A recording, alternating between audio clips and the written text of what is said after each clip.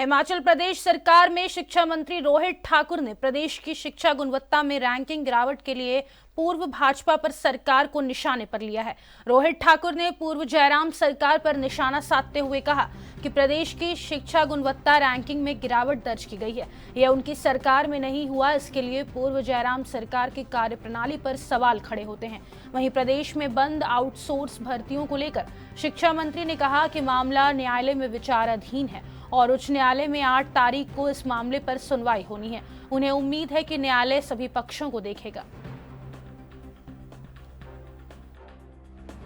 लेकिन हमको ये भी देखना है, जैसे अब आपको याद होगा बजट से ये आपके दिसंबर के सेशन के दौरान, विंटर सेशन के दौरान ठाकुर साहब ने, जयराम जी ने 2-3 बातें कही थी। पहले तो एक यही बता दिया कि हिमाचल प्रदेश 21वें स्थान पे पहुंच चुका है, तो वो हमारे कार्यकाल के दौरान नहीं पहुंचा। सो जयराम जी स्वयं मुख्यमंत्री थे जब नेशनल असेसमेंट सर्वे हुआ था वर्ष 2021 में, और जो हिमाचल प्रदेश हमेशा जो अग्रणी रहा करता था शिक्षा के क्षेत्र में, और हम ये भी नहीं कहते कि इनके कार्यकाल के दौरान ही ये सारी बातें आई, ये समझता हूँ काफी पहले से कहीं ना कहीं गिरावट आ रही थी। और उसका जो न्यास होता है, क्योंकि 3-4 वर्षों के बाद आता है, वो 2021 में परिणाम आया, तो वो एक मैं समझता हूँ बहुत बड़ा सवालिया निशान इनके 5 वर्षों की जो उनकी परफॉर्मेंस रही है उसको दर्शाता है।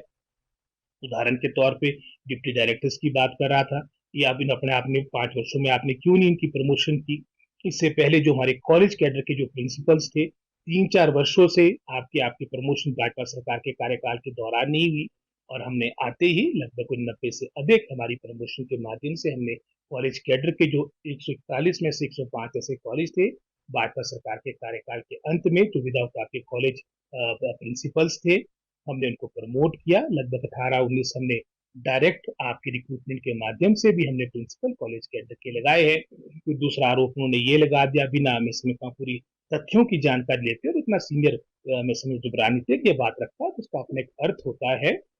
उन्होंने ये बात कही थी कि हजारों बच्चे, अब जो हमने स्कूल बंद किए उसके कारण हजारों बच्चे अब शिक्षा से दूर हो गए। हमने जब पूरी उसकी जानकारी प्राप्त की, जो मैंने हाउस के अंदर भी बात रखी थी, आज तक मैं समझता हूँ गत 2 वर्षों में लगभग कोई 1094 1094 आपके प्राइमरी स्कूल, मिडिल स्कूल आपके मैं समझता हूँ मर्ज किए गए या डिनोटिफाई किए गए, और इसमें से 1094 में से लगभग 677 स्कूल ऐसे थे जहां पर जीरो इनरोलमेंट थी। तो ये क्या गलत किया जो हमने जीरो इनरोलमेंट वाले, जहां पर आपके मैं समझता हूँ सैकड़ों की संख्या में टीचर हमारे जो मिले हैं, तो वो उन स्कूलों में भेजे गए जहां पर आपके मैं समझता हूँ जो विदाउट टीचर स्कूल थे, जिसकी संख्या भाजपा सरकार के कार्यकाल के दौरान 2022 के अंत में 350 के आसपास थी। हमारे प्रयासों के द्वारा युक्तिकरण के माध्यम से, डायरेक्ट रिक्रूटमेंट के माध्यम से ये संख्या अब 350 से 125 पे रह चुकी है। लगभग 3400 आपके सिंगल टीचर स्कूल थे, उसकी संख्या भी आज वर्तमान में 2600 के आसपास रह चुकी है। निरंतर सरकार के द्वारा प्रयास हो रहे, और जो उन्होंने कहा था कि हजारों की संख्या में बच्चे अब मैं समझता हूँ अब शिक्षा से दूर हो गए, उसकी भी पूरी जानकारी प्राप्त की है।